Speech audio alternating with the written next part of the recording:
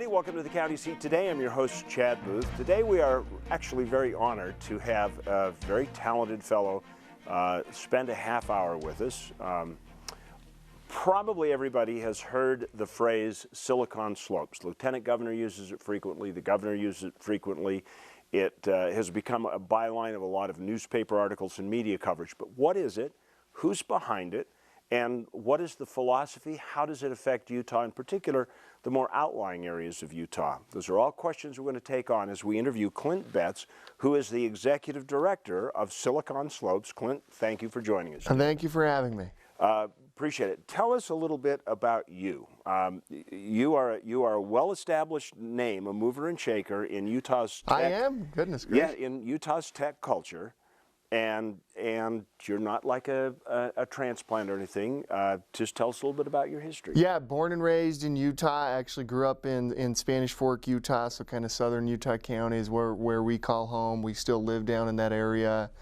And yeah, I'm passionate about Utah, really passionate about southern Utah County because that's where we live. And obviously, with Silicone Slopes and everything that's happening there. So I do want to talk a little bit about maybe just a moment on your education. How did you get into the tech world? Yeah, so I got into this probably in the exact way you're not supposed to get into it. I went to school for journalism at Utah Valley University. The only reason why I went to school at all is I wanted to know how to write. I thought writing and communicating would be the most important thing, for my long-term career, and that actually turned out to be true. But I wouldn't recommend people get a degree in journalism, or anything like that, particularly if you want to get into tech. And so once I was done with that, rather than go work at like a paper or something like that, I actually went and ran a software development firm with a couple of buddies of mine down there in Provo, Utah. And we'd work with early stage startups. We'd help them build their initial product, or MVP as it's called in the startup world. And then we'd help them raise a little bit of money from either local angels or local venture fund, and then help them build the product to a point where they could transition to an in-house team. And so we worked with a lot of these tech companies that are now very big and prominent, and that you're seeing in these news stories all the time now. When it was just a couple of folks walking in the office and just a whiteboard idea, and so that's how we got ingrained, or in particular myself got ingrained in the tech community, is working with these entrepreneurs when it was just them. So if you were to define Silicone Slopes, what is it? Is it a geographic boundary? Is it a frame of mind? Is it a culture? What is it? Well, first of all, I really like frame of mind. I'd like to dig in on that a little bit. But it's two things. This is what Silicone Slopes is. One, Silicone Slopes is for sure a geographical area, right? And historically, Silicone Slopes has meant the tech community between Provo to Ogden.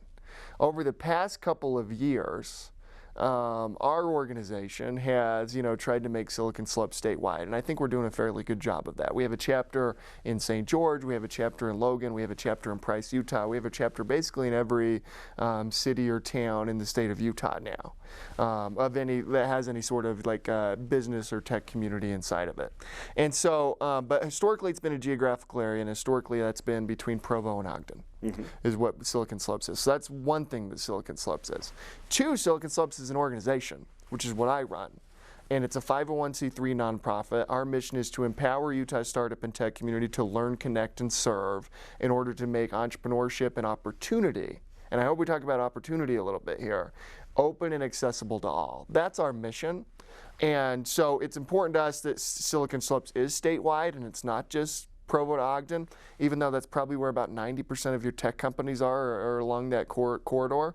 There are fascinating things happening outside of that corridor, and in particular, if you look at what's happening down in St. George, if you look at Logan and some of the companies that they're building, even Ogden gets left out a little bit, even though we've always claimed them historically, and you kind of see what they're doing and what's being spun out of Weber State. I just think it's an incredible time to be living in Utah with this economy, and it's an incredible time because there's this community that's been built over the past few decades that it's time that we expand it to all Utahns. Okay, so that does lead to a question, because we're always being compared to as the next Silicon Valley. Right. The next Silicon Valley. This is Silicon Valley, the sequel. Do you see the concept of Silicon Slopes as being Silicon Valley? Is the organization's goal to duplicate Silicon Valley? No. And I know that that answer is going to be a little confusing to people since our name is Silicon Slopes, and probably the only reasons why it's it is, not probably, it is the only reason why it is Silicon Slopes is because that's Silicon Valley and we have mountains and they have a valley. Right? And so for sure we've been, you know, when Josh James, who's, you know, the founder of Omniture, he sold that to Adobe for $1.8 billion and proved for the first time in our state's history that you could get a Silicon Valley exit without living in Silicon Valley. When he did that in 2009, and then, you know, now he's the CEO and founder of Domo, which, you know, he's one of the few people you can count on one hand who's taken two tech companies public that are valued over $1 billion. He's a really, like, you know, incredible entrepreneur, and he's really great at marketing and branding, and he coined this term Silicon Slopes, I think in the early 2000s, as a way to, like, let the rest of the world know that in fact there was a tech community here in this state, and it's caught on in a way that's, you know, just unbelievable, right?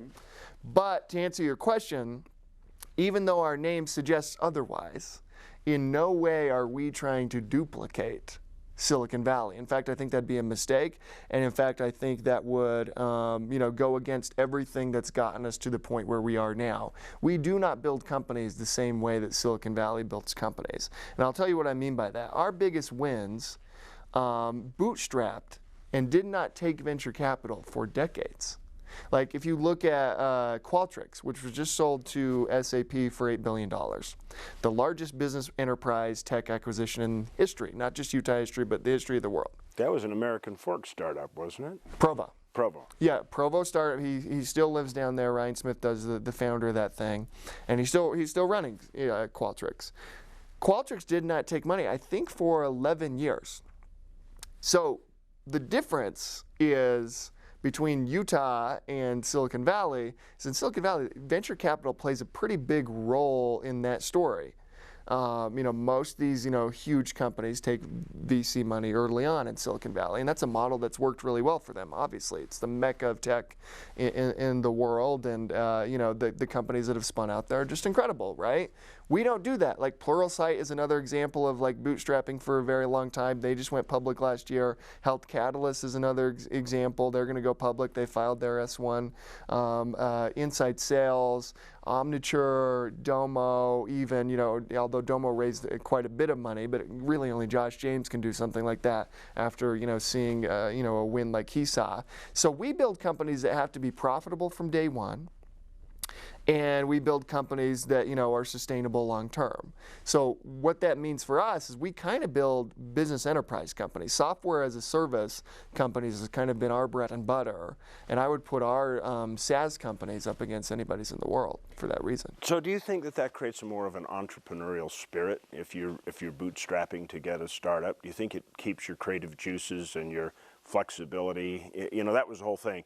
Microsoft took on IBM because IBM was too intransigent, and Microsoft was able to do end runs around them. Right. But it almost seems like once you get VC in there, they start to regulate a lot of your creativity and your native instincts for risk taking. Would you agree with that? I think yes and no, right? Like I don't want to pretend like the Utah way of doing it is the best way. It's just the Utah way, right? Which makes us different than Silicon Valley. It would be hard to argue with Silicon Valley's success, and it'd be hard to argue with the venture capital model, right? True. That they have, you know, pioneered and had so much success. They've also, like VC, there's a lot of downsides to taking VC money early on, as you know, most tech companies fail. And, you know, in particular, even the ones that, you know, take venture capital money early on fail. And it can be argued, if you talk to some of these entrepreneurs who did take money early on, that taking that money actually hurt them because, you know, they weren't having to focus on profitability and building a real product and building a culture and all this type of thing because they had so much money. They, you know, they could kind of try, you know, all sorts of different things. And, you know, once the money runs out, you're spending most of your time raising your next round and things like that. And so there are some downsides to venture capital money. What's unique about Utah is, you know, I say that's how our community was started, right? Is like, we've had to focus on building profitable companies. From day one. It's not like, people were knocking down our door to give us VC money back then. Who knows, had we had the VC community that Silicon Valley has back in the early 2000s, if Qualtrics wouldn't have taken a bunch of money, or Pluralsight. It just didn't exist in Utah. So entrepreneurs, have to figure out how to make it work where they're at, right? Mm-hmm. There wasn't, VC has not played a huge role in Utah's story up until recently, right? Our first seed fund was Kickstart Seed Fund. That's 2008 when that came out, and that was a small fund. I think it was I don't know, Gavin will be mad at me because I don't know the exact number. It's probably $8 to $14 million. Right. That's a very, very small seed fund. When you're turning around and you're seeing Qualtrics sell for $8 billion, yeah. that doesn't amount to very much money. Yeah, that's not very much money. Yeah. And so we certainly have, a strong VC community now, and they're playing a role now in the story of these up and coming companies. Like a company that is really interesting now is Divvy, DIVVY. They just closed an enormous round, one of the biggest, venture rounds in our state's history, and they just launched in 2018. Aren't they Farmington based? They're based in Lehigh now. Oh, they're okay. Everybody ends up in Lehigh. Okay, I want to take a break, but I want to come back and delve into this mobility issue a little bit and how that plays into rural Utah. We're going to take a break on the county seat. We'll be right back with Clint Betts in just a minute. All the traveling that I've done over the world, I'd still rate this locale as being one of the best. This is some of the most scenic country out there. And part of the appeal for Kanab is it's a small town. It's beautiful. People are very friendly. It's just been awe-inspiring.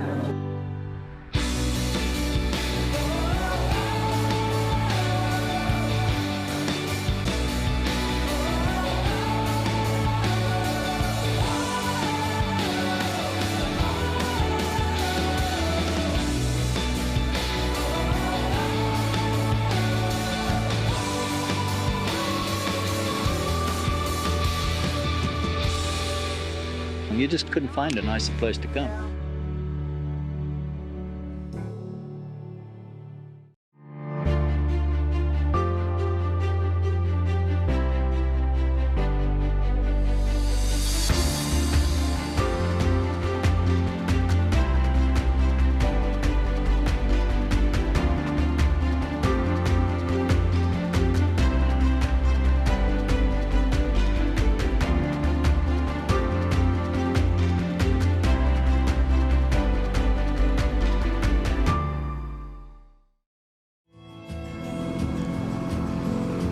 I promised my son that if he got straight A's, the two of us would take a guy's trip.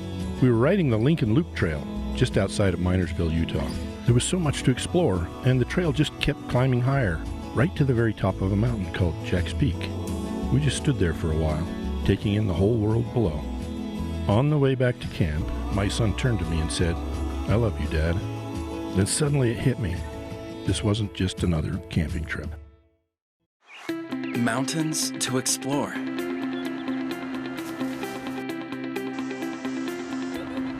Adventure to be had.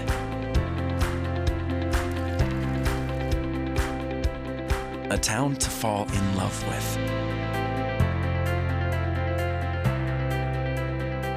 Yes, all that in Park City, Utah. Start your adventure at visitparkcity.com.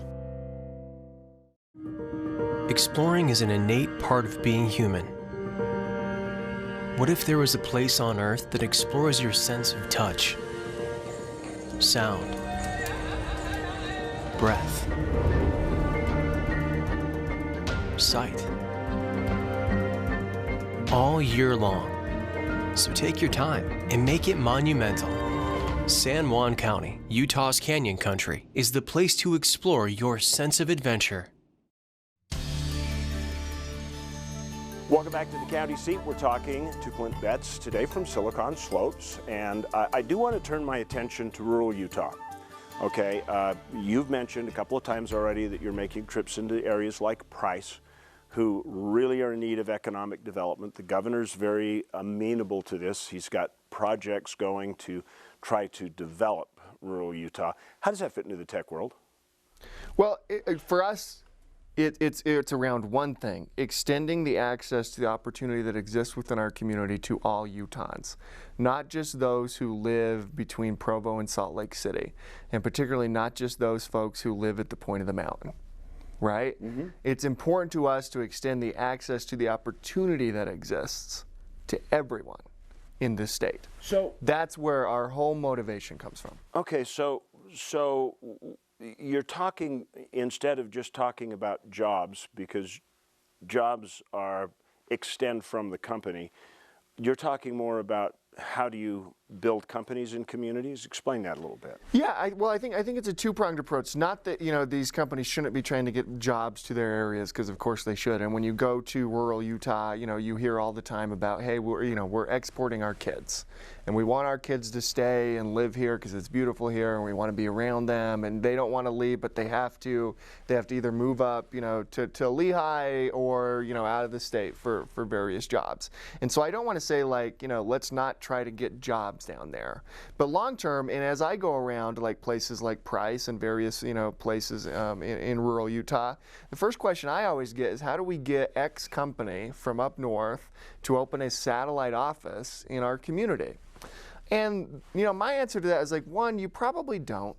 But probably, if we're being honest, these companies are at a scale now where they're trying to figure out, how do we break into Asia? Mm-hmm. How do we open an office in London, and how do we open an office in Dublin, which many have, or where's our second headquarters in the United States? Is it going to be Boston? Is it going to be Seattle? These are the types of questions they're asking themselves. They're not asking, how do we open up a 50-person satellite office in rural Utah? Okay, so what's the answer? And so for us, mm-hmm. And my answer to that is and that's probably not what you should be solving for or spending your time on, those who are in these communities. What would be far more beneficial to that ecosystem long term is to build one of those companies, or build multiple of those companies. Okay, but to do that requires certain elements. You have to have certain ingredients to have the right environment to have a company start in a community that, say, a Kanab. Kanab's a beautiful town. It would, and it's starting to set up. They're getting fiber optic there. Yeah. They have faster fiber optic service than we have in Salt Lake right now. Yeah, it's incredible. That's actually incredible. So with those sorts of things, what are those elements that it takes to build stuff? Well, one, it takes an entrepreneur or entrepreneurs. That's the biggest thing. One of our biggest and most impressive companies to come out of Utah in the past decade or two is Pluralsight. It was founded by an entrepreneur who lives in Fruit Heights, Utah, and the office was in Farmington, Utah. There's no difference between Farmington, Utah, and a lot of these rural communities 15 years ago. I promise you, right? It's because that's where he lived. His name's Aaron Sconard. Obviously, he's the CEO of Pluralsight. That's because that's where he lived. He was committed to building it, in his community, and he was successful because of that reason, and kind of that reason alone. So one, it takes an entrepreneur who's just dedicated to building this company and is going to build it regardless of whether there's a community surrounding him or not. But two, if we want to collectively as a state, help foster, the next Aaron Sconard or Corrine Clark or whoever it is, we got to build a community in these places, right? The reason why Silicon Valley is so successful, and the reason why we're seeing some success in the state of Utah, is the community exists, a community of support and mentors, of capital now, of people who've done it, a lot of experienced entrepreneurs who are now reaching back and helping the next generation. And so, Silicon Valley is the whole reason why that's the mecca of tech is there's just a strong community there. So do you think mentors are as important to this project or success as it is for infrastructure? I mean, you got to have so much electricity, you got to have so much, water, you have to have certain things in a community, and obviously in tech companies, that internet is a huge part. But is the mentorship every bit as important? I would say building a community around these entrepreneurs is even more important. Then the entrepreneurs will figure that out.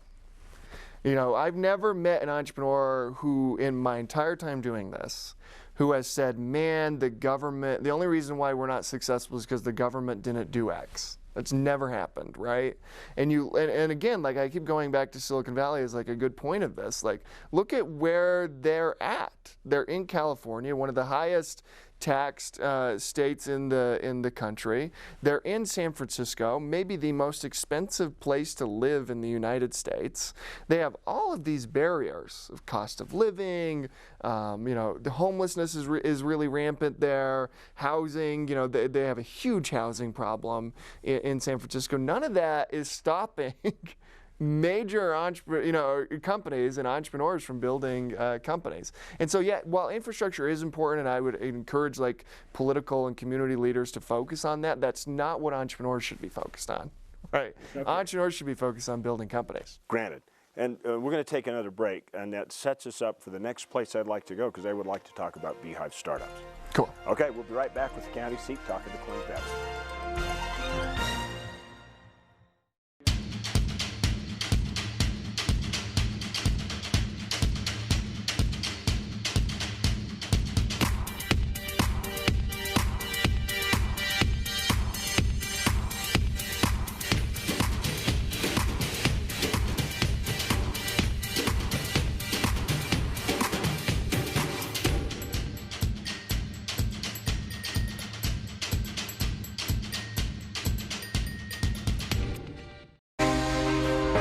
In our world, the sun shines on high adventure, and new experiences are yours for the taking. And everything in you looking to play outside the box.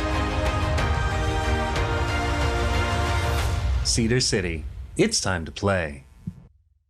There's a little place on a Utah map where I was raised, where my heart's at, where the sagebrush grows wild and high, and the stars come out at night.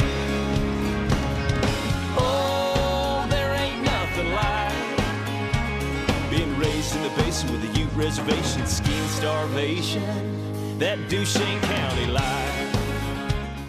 149 million years in the making, dinosaurs once roamed this land. Now they're found at the Dinosaur National Monument. Let's take you beyond the bones. We call it Dinosaur Land. You'll find it offers adventures and sights not seen anywhere else in the world. Come to Dinosaur Land, Vernal, Utah. You'll want to stay forever. The dinosaurs did. All local products have a story of magical places, real people, and delicious recipes spanning generations.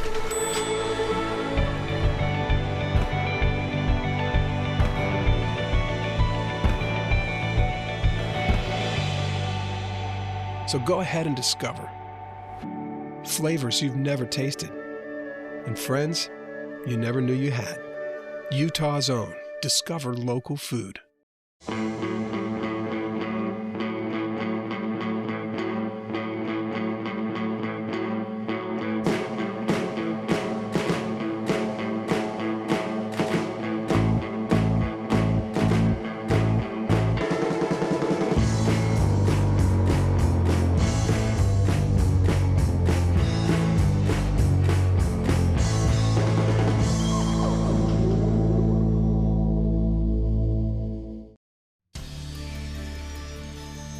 Welcome back to the County Seat, talking to Clint Betts today. This is just a great conversation. Man, I'm impressed.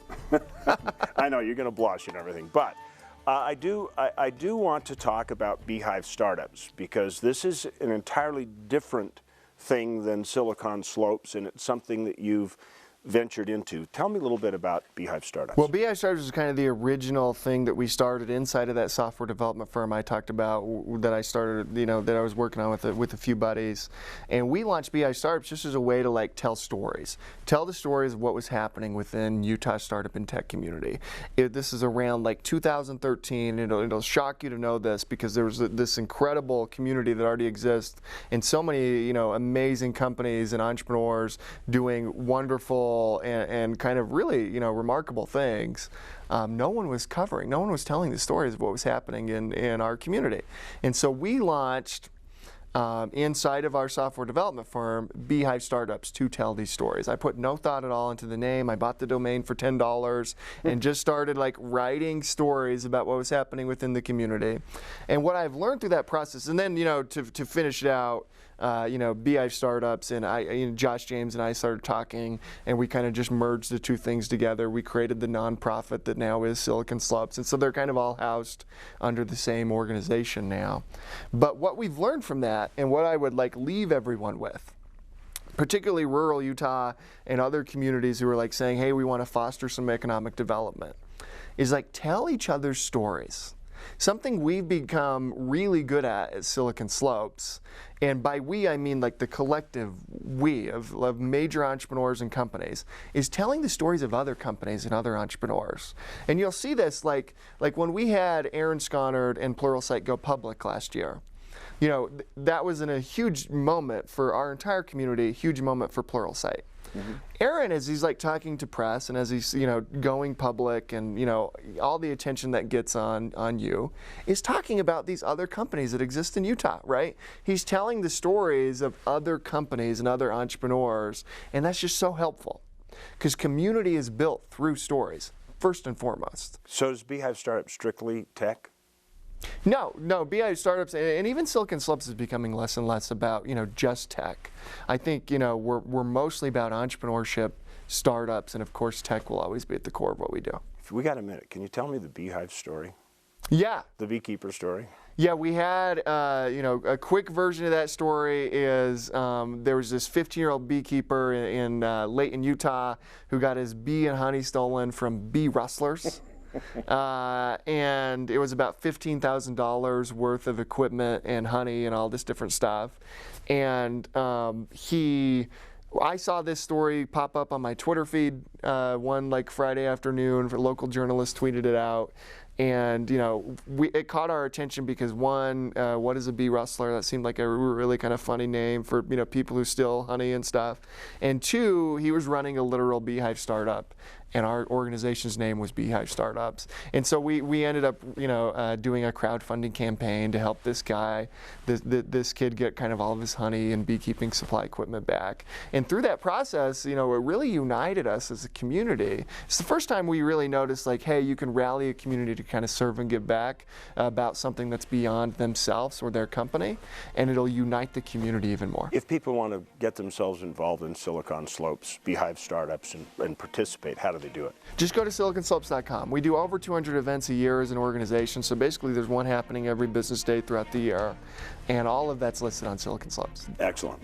Clint, thank you for taking the time to talk with us. That was great. All right, remember, local life, local communities, local government is where your life happens. Be involved, be part of the solution. Share this show with your friends. It's been very enlightening. We'll see you next week on The County Seat.